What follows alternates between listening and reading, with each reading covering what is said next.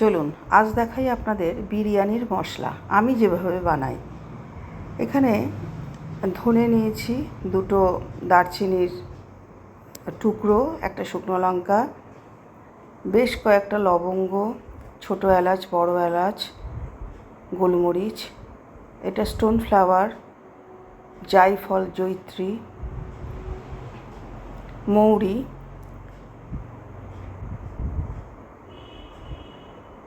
Star essence, star flower, শাহজিরে, এই সব কিছু নিয়ে মিডিয়াম আঁচে এটাকে একটু রোস্ট করে নেব, এইভাবে নাড়িয়ে নাড়িয়ে, যাতে পুড়ে না যায়।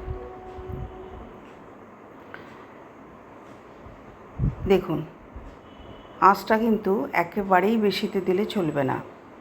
এরপর দিয়ে দিচ্ছি শুকনো গোলাপের পাপড়ি। এটা বাড়িতে আমাদের গোলাপ গাছ আছে, সেখান থেকে পেড়ে এটা আমি শুকিয়েছি। রোস্ট হয়ে গেছে, ঠান্ডাও করে নিয়েছি। এরপর মিক্সিং জারে দিয়ে দিলাম, সঙ্গে দিলাম বেশ কিছুটা হিং।